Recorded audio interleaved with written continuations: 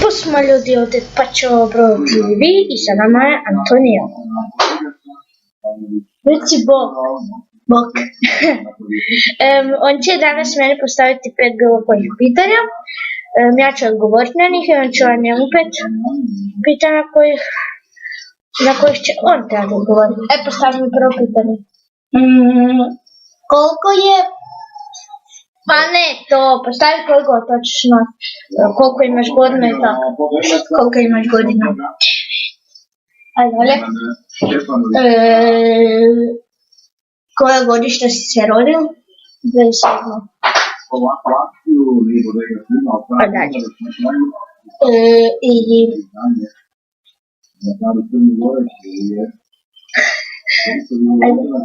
No ajde. Daj neko pitanje.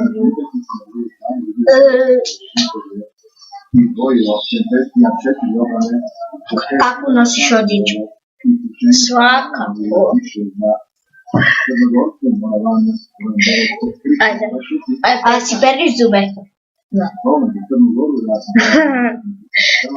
Sad te pitanja.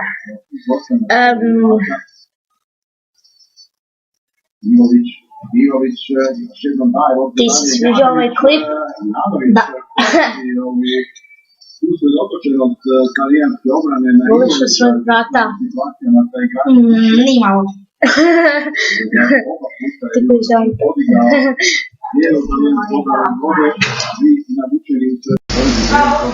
Ajde, tebi treće pitanje.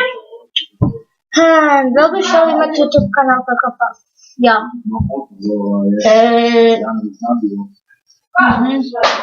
Da.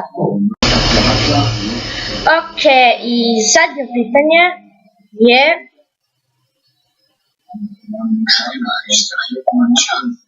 Da li voliš svoje kuće? Da.